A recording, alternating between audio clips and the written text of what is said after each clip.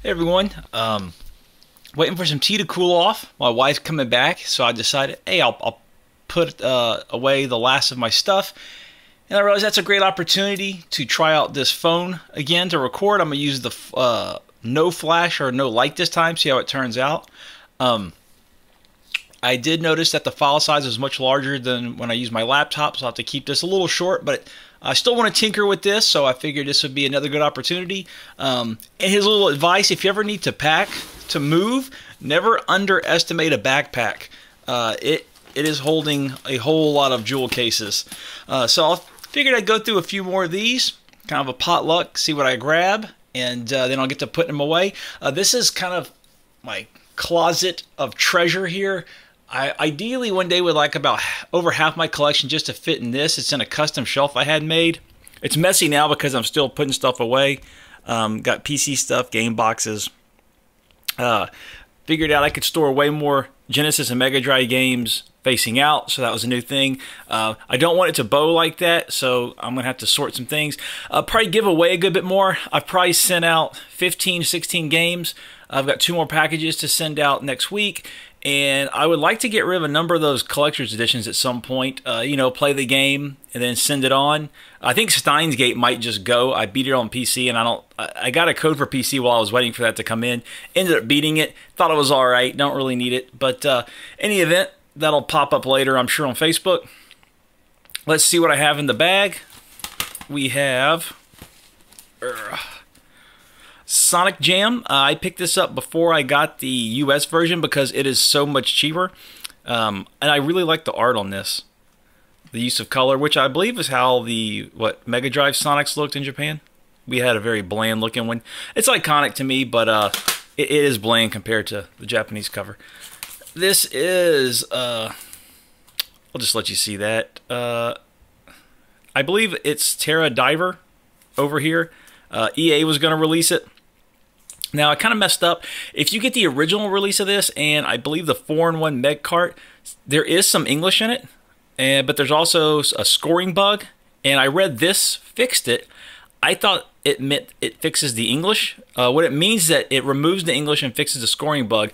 However, you do get a demo of Battle Garega with this, and that was a great treat. So, yeah, I forgot how to pronounce that. I'm not going to try.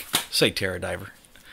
Next up is Sega Rally. I've read this is the best, the classic, or was this Sadakura release was the best version of it. It changed here and there. Oh, that's a little advertising pamphlet. It changed here and there between its different regional releases, and eventually when that came out, it implemented, I think it was analog control and a slightly smoother frame rate. Just things that were added to the North American and European releases. So what I read is that is the best version for the Saturn, so I picked it up.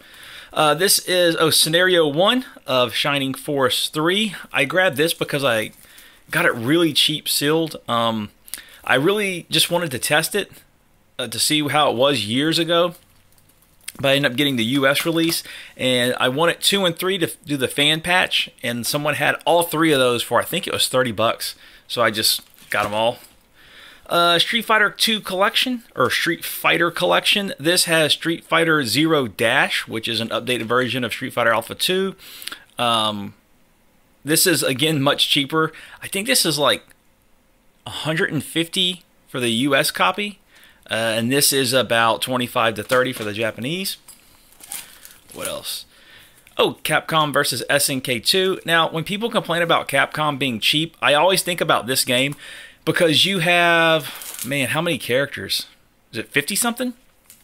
But not just that, you also have, was it the color palette selector, where you can have custom colored outfits for your characters. And I remembered how Capcom was selling color packs of uniforms for Street Fighter 4, and this just gave you the option, and you could save whatever scheme you enjoyed. Great game too. Oh, fell. Let's see what we got.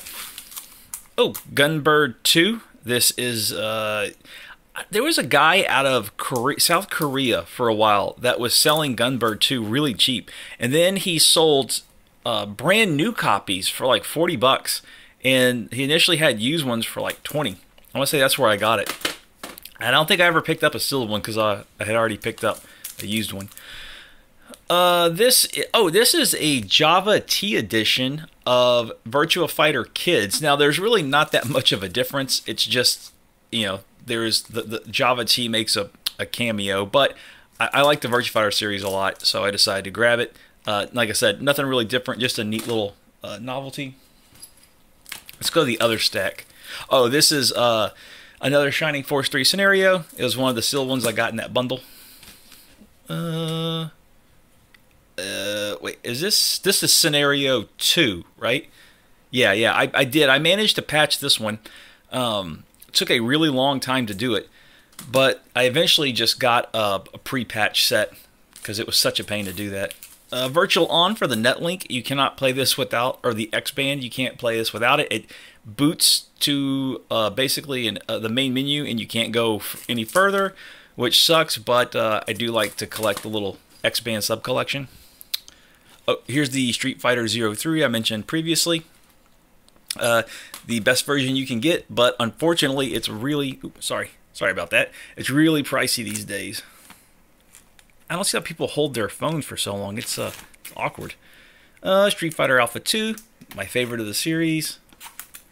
Oh, Street Fighter Alpha 1.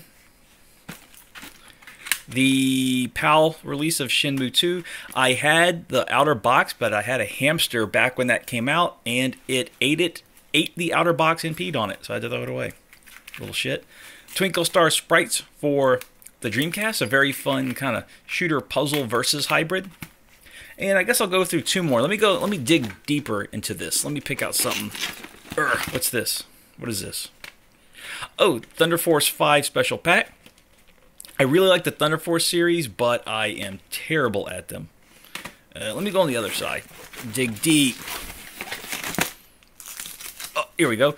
This is the Samurai Showdown Collection. It has a copy of 3 and 4. I really like SNK's double packs. What great value, especially because they're not that expensive.